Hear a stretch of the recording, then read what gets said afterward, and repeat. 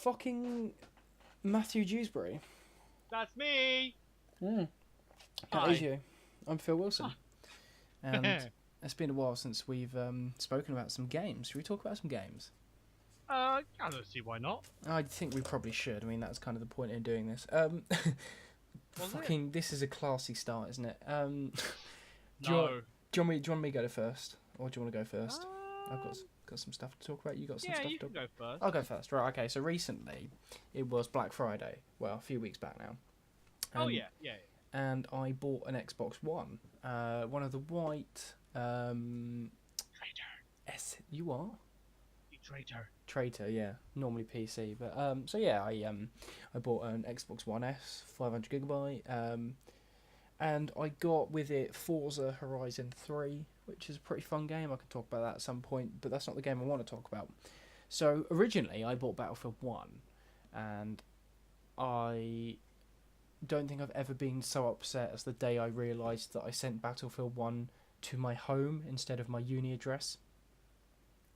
Wow. The day it was supposed to arrive, I get a text from Mum saying, "Oh, you got a DVD package here." And I was like, "Oh no, opened it. It's Battlefield 1. I was like, "No!" So, in consolidation, I went into town and I bought Doom for, £10 or whatever it was.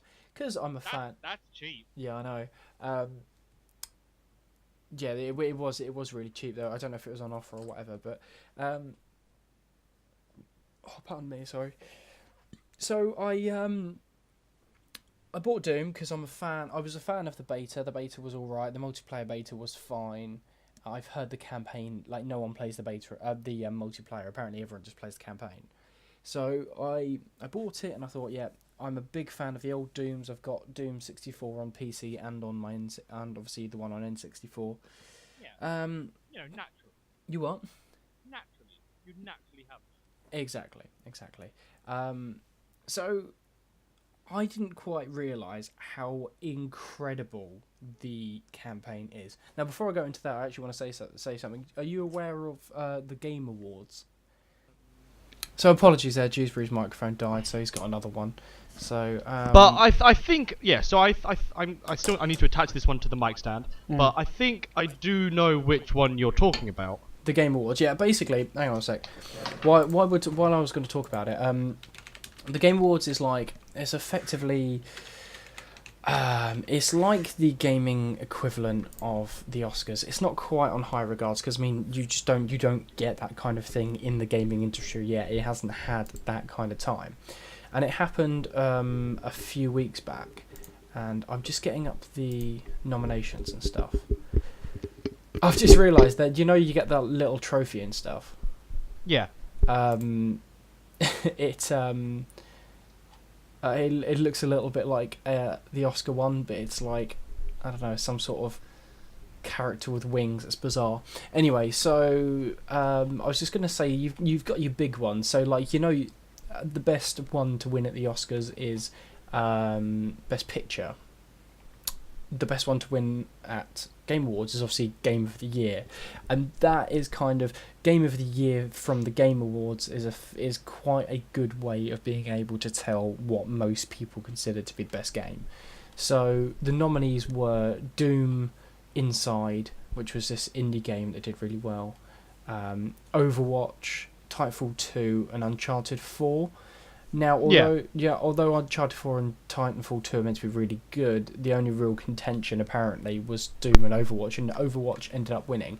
Now, I do actually own Overwatch, and I have played it, and although I don't think it's a fantastic game, it's pretty good. I would have said, before playing the Doom campaign, I would have said Overwatch would easily win Game of the Year. However, playing Doom, the campaign, I don't know how Overwatch won, other than just incredibly big fanboys. Doom campaign is honestly one of the freshest feeling single player campaigns I've had since the first two Modern Warfares. That's how good I think this campaign genuinely is. It's not me fanboy, because when you talk about liking the Doom series. You have Doom 1 and 2, which are effectively the same game anyway. And then you got Doom 3, and I thought Doom 3 was okay. It was fine, but it never really quite captured what you wanted from a next-gen... Yeah, a next-gen Doom game. This did perfectly for me. I think the first thing that everyone noticed when playing is the music and how like astronomically incredible the music is before and during the battles. So it's basically effectively just metal music, just really, really chuggy, you know, all that kind of stuff, cymbals, drums, that kind of shit, you know. That's my impression of it, by the way. Really good impression. Thank you. That was absolute 10 out of 10. But that should win its own award. just for you reenacting the Doom soundtrack. Mate, they got the band who wrote it to perform one of the Doom songs at the Game Awards. Mate, they should have just got me standing there with a microphone. Anyway, yeah, so damn, I hate you. Like it gets you so pumped and so into it. And it's just it's so good. Now, I don't want to spoil too much. Have you played the original Doom?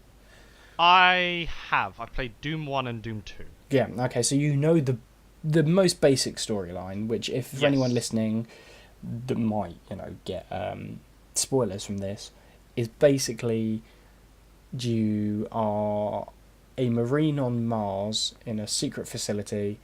It's not necessarily secret, but in a facility that's doing research. They accidentally open a portal to hell.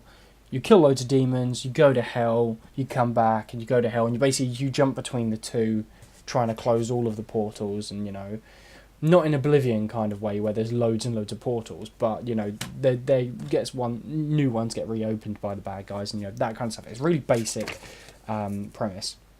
And goddamn bad guys. And that's kind of like the basis of this. And through these things, you pick up codexes and learn the story. Well, you can read into the story about the Doom Marine, who's the guy you play. There's a really interesting backstory to that they've put in, where basically this Doom is not a remake.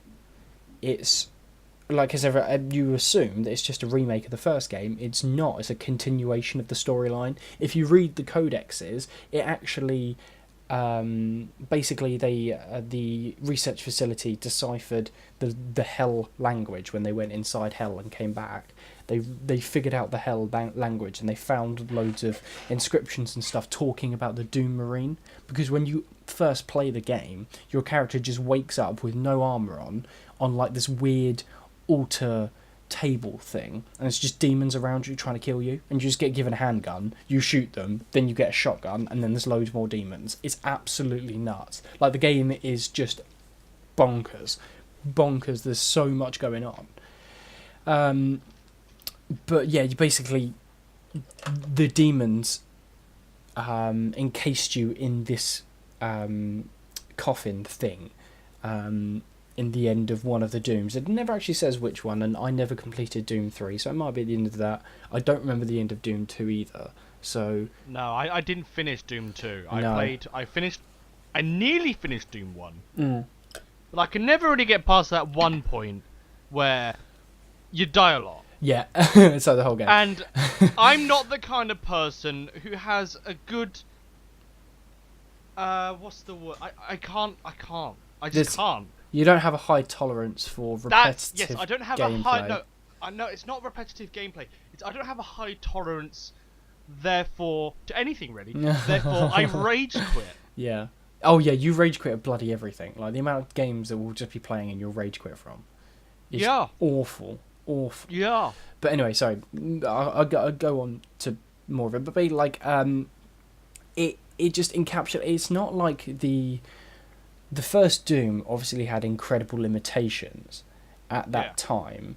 So, and I'm not talking about the N64 version, I'm talking about the original PC version. So, games around that time didn't really have much of a storyline and didn't really have much info. So, when you do stuff related to Hell, you never really needed an explanation as to why he knows how to do these things. So, for example, in this Doom, it never explains there's these things called gore nests, and they're basically where demons spawn from. Yeah. And it never explains how your character knows to go up to the certain part and rip out the beating heart that will kill it. And, like, for example, doors in hell, you have to push in a skull and twist it, and it's like, how does he know how to do that? And the game basically just goes, fuck you, that's how. It doesn't ever give you an explanation. But the thing is, it's the kind of game where that goes with the tone so perfectly of the game. It's not trying to be. It's not like, I don't want to batter too many first-person shooters, but I mean there have been regular releases of certain first-person shooters that I have yet to play much of the campaign of, but you get the gist that they're kind of quite stupid, quite dumbed down, quite watered storylines, and they if something isn't explained, it's because they missed out rather than an artistic choice. With Doom, it feels like an artistic choice because the game knows that the tone is this stupid, ridiculous, over-the-top action, bloodfest. Because it doesn't... If you were to stop and go, okay... If you were to, read a codex or have another character go, oh, this is how you do this, by the way, it would ruin the speed of the game, because the game plays like the original Doom, where you do these, platform puzzles where you have to, jump across certain areas and, hop across ledges and things like that and get to, get key cards and stuff to open rooms and things like that. You have that kind of puzzle element, but when you're not puzzling, it's just full-on action, and you might be able to fit in, a character explaining it between there, but it just wouldn't go with the tone of the game. I mean, you get health. Obviously, you pick up health packs, but you can get health from... if you stun an enemy by dealing a certain amount of damage to it, they flash blue and orange, and you can go up to them and do a glory kill, where it's basically just a gory close combat kill, and you can get a bit of health from that. And it never actually, like, when you think about it, if this was a real life situation, you don't get health from killing something, right? Like, I mean, obviously, but that just sounds stupid, but it goes with the tone of the game. Because that goes with the fast-paced action. Like, you literally go up to something. The game rewards you for being a fucking badass. You can't stand still. If you stand still, you die, because it's not like, oh, here's 5 enemies. It's here's 25 enemies, and they all come at you at once. But you'll have different waves of like 10, 15, 10, 15, 10, 15, 25, 30, and then you get your big bosses and stuff like that. So yeah, that's a really good way of putting it. The game rewards you for doing that, and if you were to have to stop to do, pick up health packs and stuff like that, or your health just recharged, it wouldn't go with this manic tone. I mean, even there's a health point which recharges you to full. It's basically like a health station in the wall. Oh yeah, like the ones in in Doom and Quake and stuff. Yeah. In Half-Life. Yeah. But how it heals you is you put your arm in this machine. It encases it in like it gets like a brace around it with 4 massive needles. Just shoves these 4 massive needles in your arm, and then you're healed. It's like even the healing is brutal. But it plays a lot on the mindless stupidity, and it doesn't feel like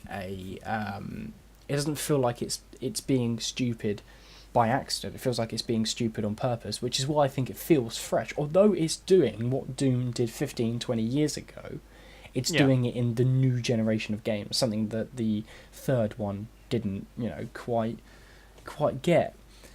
It's also a really funny game. Like, it's surprisingly funny. Yeah, I've seen some of the content where, like, the little Easter eggs where he finds a little toy of himself. Yeah.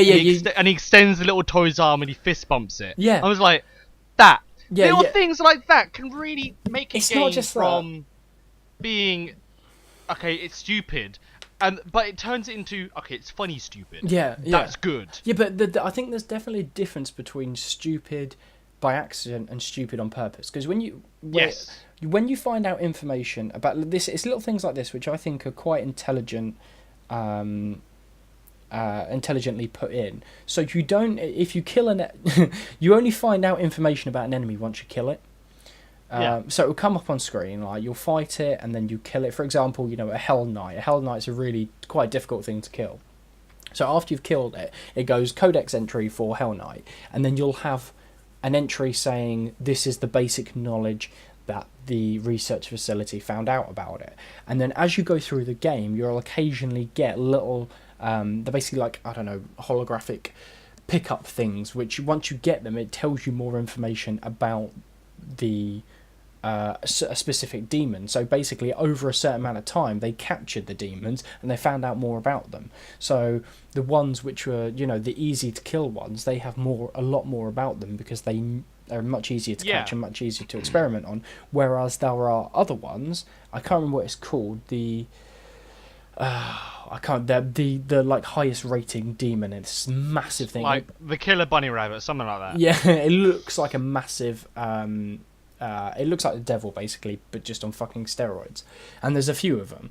They as you get later in the game, they become more and more frequent. But they, I don't know, they only have, I think it's 1, maybe 2 entries. I can't remember. It basically just says, the one entry just says not much is known about them because one has never been caught alive. And that's basically it. It's things like that which really add to it. But, sorry, going back to the funny thing though is there's these like public service announcements. So when you hit a new area, it comes up with this hologram of a guy, and he goes, "Welcome to the Argent facility," or whatever it's. Argent is like the energy they're making. What they were trying to effectively do is harness the power of hell into an unlimited power resource for Earth. Oh, okay. Anyway, so it's called the power's called Argent from this hell power, and basically you get these announcements. So welcome to the Argent facility, blah blah blah blah, making a better future. And as you go in, this is the biomedical labs or whatever, and it tells you a little bit about it. And as it goes on, the guy starts to say odder and odder things, and basically you one of the characters.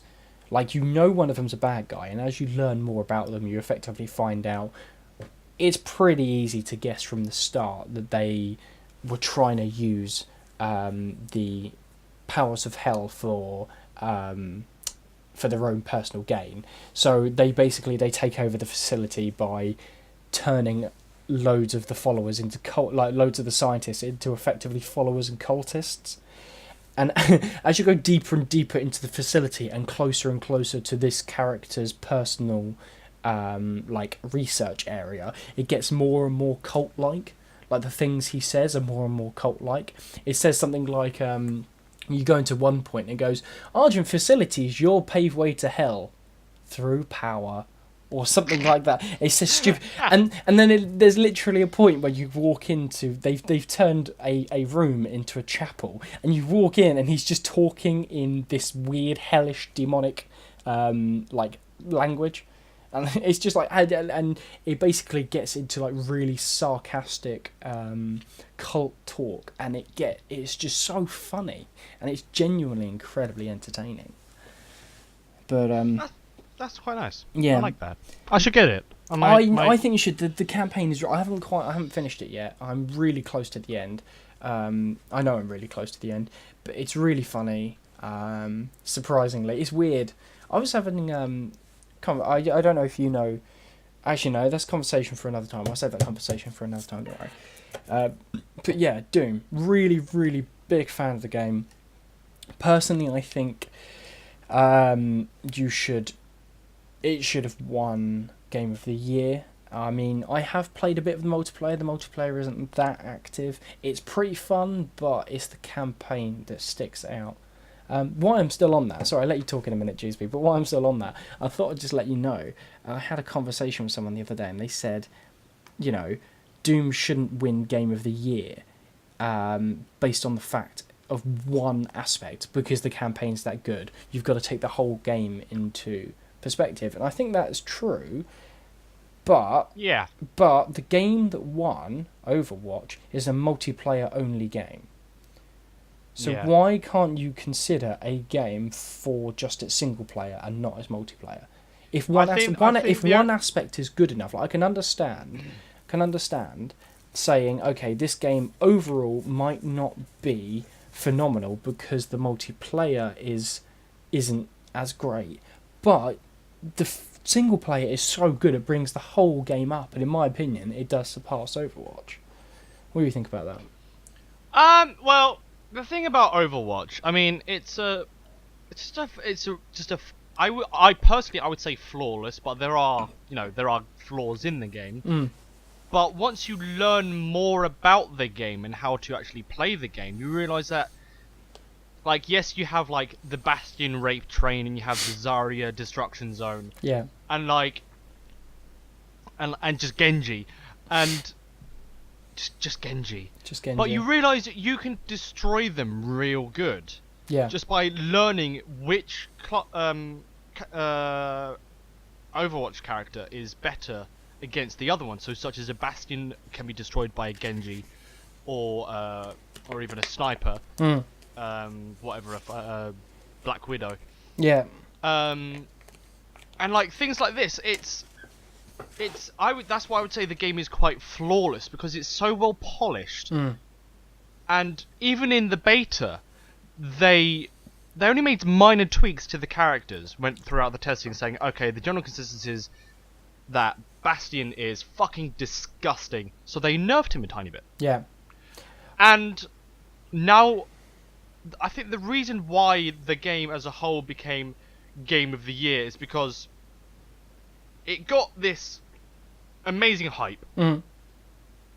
And it was released at the same time as Battleborn, which is pretty much the same concept. It's the same concept, and it's a very similar game in terms of like having ultimates, having cooldown abilities, this kind of stuff. Yeah, but I know they're very different games in terms of the play style, but they're similar in the core genre. Yeah, being a team fighting game. I just want to interject like for 5 seconds. All I want to say is this: exactly the same things that compare Battleborn and Overwatch are comparable between Dota and League of Legends and Overwatch. Then, like saying that Battleborn and Overwatch are the same game is like saying Overwatch and Dota are the same game, because they use very, very similar aspects. Yeah. Do you know what I mean? Like they are very different games, but I'm saying that they're similar in terms of genre, but they're different in terms of the core mechanics of the game. Yeah. Well, I wouldn't say core mechanics because it's the same core mechanics, but the different mechanics that they use. Yeah. But the reason is that I would say it's because of how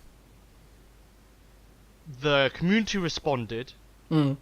And how many people play it and kept playing it. Because normally you get that hype and then it drops off after like a month, maybe 2 months.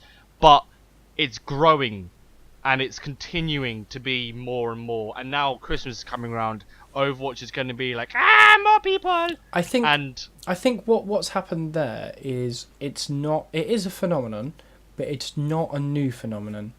So no. When you look at I must preface this by saying I do like Overwatch. I think it's a good game. However, and for me it is a big however, it's Blizzard capitalising on what Valve did with TF2. Yeah.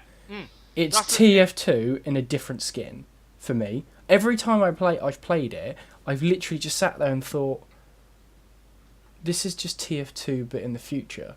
Effectively. Yeah, and like you've got more of a variation on characters to play, but I mean, you say that, but the biggest difference is the characters that can fly, really. Yeah, and the character abilities, they're different. Yeah, I mean, character abilities at the moment are different, you've got 20. If I'm correct, you've got 23 Overwatch characters, and 9 TF2? Yeah, and those 9 characters have stayed the same since the original Team Fortress. And the original Team Fortress was what? I'm trying to remember. 2002? Something. 2003? I'm trying to remember. About that. Yeah, because the second one was 2007. But yeah, no, I can understand the... Sorry, I'm just quickly Googling it. 1999. Wow. I stand corrected.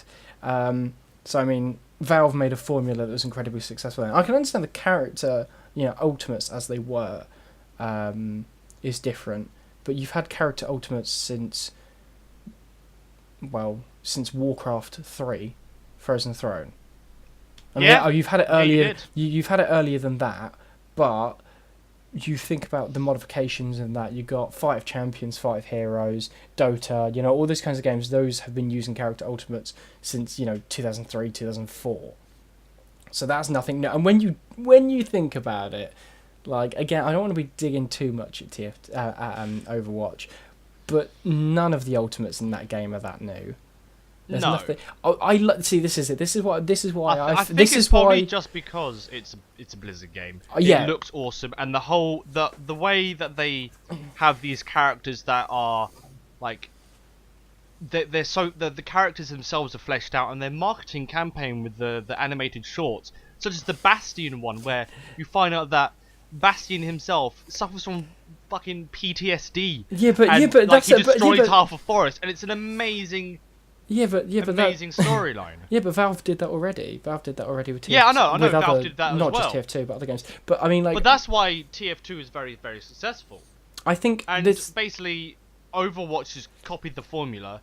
Yeah. As you said, reskinned it, and I think people just haven't really noticed. I don't think they haven't noticed. I think what Blizzard did is what Blizzard do very well is they take something that is getting on a little bit. They're getting on a few years. That kind of cartoony art style in a team only games, online only multiplayer team games, and they bring in other features, not necessarily just from other games, but they bring in other features, and they just make a really polished version, like it's the next step in that type of game genre. And I think it is really good. It's just, I think samey. To be honest, I think it's not just samey. I think the reason why I haven't been that into it, particularly recently, is because it gets so much critical acclaim, and I don't get it because all I see is other games. Bringing those amalgamation together hasn't been done. Sure, that's really smart of them to do that, but it's the best parts of other games that have come together, and every time I play it I go, oh yeah, I've done that in this game, oh yeah, I've done that in this game, oh yeah, I've done that in this game. Do you know what I mean? Like, I feel like I get introduced to a new feature or a new element. I go, oh, I've done that before. And after playing something like Doom, and after playing Battlefield 1, we could talk about that at some point. Battlefield 1 is quite a fresh, maybe not quite as fresh as others, but it's a fresh new shooter. I'm playing Forza Horizon 3 as well. Even that, I'm not into racing games, and I haven't played racing games for a really long time. So that definitely puts me up. But playing Forza Horizon 3 is such a well-rounded, polished racing game, and it's definitely one of the best I've played in a seriously long time. And not just because it looks fucking stunning. Mate, you obviously haven't played Simpsons Hit and Run. Yeah, but Simpsons Hit and Run's like 15 years old. Like, I'm talking like... That's an amazing game. It is an amazing game, yeah. And I think the last racing game I truly enjoyed as much as this was probably Need for Speed Most Wanted. And that came out 10 years ago. That was a great game. Exactly. And since then, I have been playing Need for Speeds. I've played the odd Forza. I quite like the Burnout games, but I've never wanted to sit down and play one quite as much as I have with this particular racing game. And I have not got that once with Overwatch. I've just got this pure feeling of... I don't want to say... What's the right word? I don't know, just... I play it and I think of something else. And that is not a feeling that anyone should have with the game. No, I and that's why it's taken me so long to... Because this is why I never intended to buy it for my Xbox One, but I ended up doing it just because it was cheap. And I thought, mates play it. I'll play it when Battlefield's down or I want to play something different. Yeah. But yeah... So, I should stop bitching. I'm going to get so much hate for my opinions on Overwatch, aren't I? Mate, we just hate you anyway. Yeah, that's true. It's fine. That's true. But I must say, by the way, I was a bit I bought an Xbox One because I wanted to be sociable with because I mean, me and you, we play quite a lot of games together, Yes. And the guys I go to uni with, a lot of them play games, but they're Xbox players. Who did that? It gross. And for a while, it's been like I've been toying up between, like, obviously they're not all going to go out of their way to buy PCs and then buy loads of games. It's always going to be me buying the Xbox. And for a while, I was kind of debating it, but there is such a different experience of playing on a console with a controller than there is on a PC with mouse and keyboard. It's far more relaxed, and I don't know if it's just because I expected there to be this, but I definitely feel like there is a lower difficulty against other players. Now, I don't want to go out of the way and say like console players aren't as good as PC players, but I will go on to PC and I will play any other Battlefield, and it will take me, a good few rounds before I'm back in the swing of it and I'm in, positive KD. I got Battlefield 1 about 3 days ago, and almost every single game I've played has been positive KD by at least, 6, 7, 8, 9, 10. I'll easily without even thinking about it, 20-5. Now I know these aren't, incredible rankings, but when I'm really used to playing not even just Battlefield games, but first-person shooters on PC, I'm used to tying KD. I'm used to getting 15-15 or whatever, but I'm smashing. I'm getting like 20-25 to 3 or 4. See what I find with console games is you get these like elite console gamers, and they have like these modifications to their controllers where they have the single fire guns that are now rapid fire because of the fucking bump buttons or whatever they call them. Yeah. But I've played like racing games on my PC, and I haven't played like racing games or even like Battlefield games on Xbox controller for a while. Yeah. When I went to play, when Owen and co were over, I think it was last summer, we all started playing. Was it Drift or? Something like that. Yeah. Yeah. You remember that? Yeah. And this was like the first time in a good couple of years I played anything on the Xbox, but I've been playing Dirt 3 on the PC and be using just normal keyboard and mouse. Yeah. When it came to playing on the Xbox, I absolutely thrashed them, and this was Owen's favourite game at the time, and he was really good. But because I had been playing on PC is very, like, you can shift it over to console, because console I would say is easier to play in a sense, because like when it comes to things like Battlefield, you are very limited in terms of movement. Yeah. Like I find the like transferring controls to be a bit more clunky. Plus, there's things like that slight auto aim just to adjust, because aiming is a lot harder with the normal controller, because you've only got like PC a couple of well. modes of aim. But PC has that as well. I think what it is, it's more that a controller is much easier to jump in and play as. It's much more casual. A controller will always be more casual just because everything is always in the same place. I mean, you can change the key bindings, but once you hit a game, Halo, Call of Duty, Battlefield will most always have very, very similar controls. I mean, they do on PC to a certain extent, but that level of how much you control how the game plays. So, X does this, Y does this, B does this, A does this, RB does this. That is so limited, whereas on PC you can rebind everything to do whatever you want. So you can personalise it.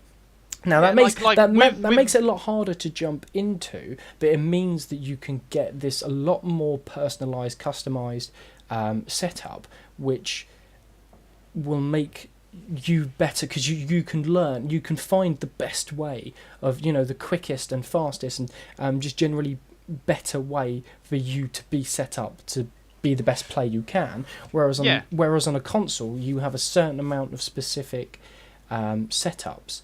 So you can get to a certain level of skill, but it's hard to get past that because you can't personalize that the game in that way, and I think that does have a big effect on it. I don't think it's a bad effect. I mean, there's been something really good to me to have this really, like, PC gaming's a lot less casual than console gaming. Console gaming is, you plug in 2 cables, you get a controller, you turn it on, turn your TV on, play your game, turn it off, and you're done. But you could be 10 hours down the line. With PC, it's a lot less plug and play, and to get a good PC that's worth its money, you usually have to build it yourself or get someone you know. Like with me, if ever I get any new PC stuff, I get you to do it for me because you know what you're doing.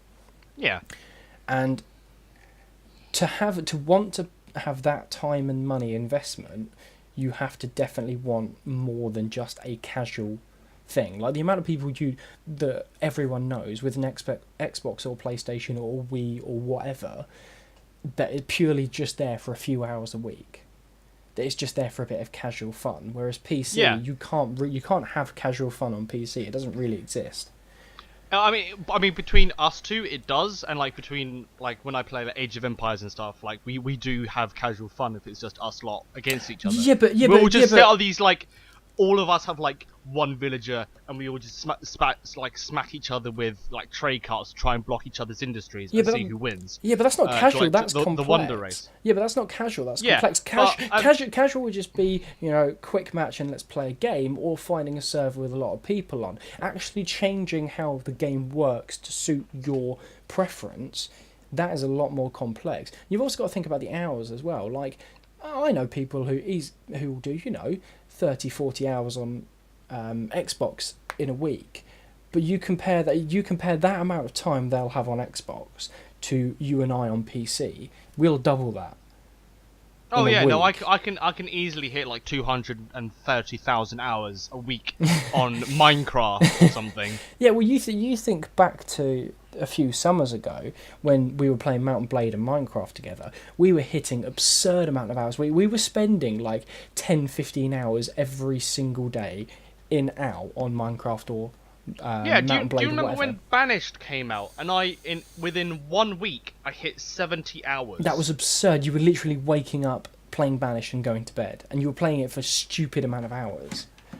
Yeah. I remember when you got Banished, within the first 24 hours you'd done 20 hours of gameplay. Yeah. I didn't sleep. No, you didn't. I got 5 hours sleep, and then I kept playing again. Yeah. Yeah, in the first 24 hours of having the game, it was absurd. Like, you just... I feel like there's something about... I don't know what it is, but there's something about the PC that does that. You definitely have to have a higher affinity. I don't want to say that people who have consoles like games less, but you have to have a higher affinity to want to play games on a bigger scale than someone who just wants a console. Because I have a console and I also have a PC. I'm really glad I have both now, and I'm willing to spend that. Like, there are games on my Xbox which I can't play, such as Guitar Hero. Fucking love Guitar Hero. Yeah. But it's more of a thing I don't really want to play it on my own. Yeah. Something I want to play like when you come over, Sam comes over. Yeah, exactly. No one else. I don't have any other friends. But, it's one of those games which is. That's why I like the Xbox. It's a group party game console. Yeah. Way of gaming is you have your friends over, you do split screen co-op, or you play like 2v2 racing. I don't know, whatever you do, or you play Guitar Hero. But when it comes to PC, if you want to do the same thing when you're all in the same room, you've got to set up a LAN party. Yeah. And that is huge effort. Everyone's gonna have different PCs, gotta have your own monitors, keyboards. Yeah. You gotta have the desk space. I mean, I've got 2 desks. Yeah. Currently, I have 5 monitors set up around my desk, and a laptop. Yeah. I mean, one of those is going to be for your server, which you have. Yeah, I have my server, my CCTV. My Xbox is on one of the monitors as well, and then the other 2 are used for my PC, and then my laptop to the side, which has a new gaming. I put a new mouse mat down as well. Yeah. Which you can use obviously when you come over in Christmas. Should we call that one a day then? Yeah. That was a lovely conversation, mostly about Doom and console and PC, but went on a bit longer than I intended. But that's fine. Well, We'll just tell you to fucking deal with it. Yeah, if you don't want to listen, don't fucking listen, you pussies. Bye!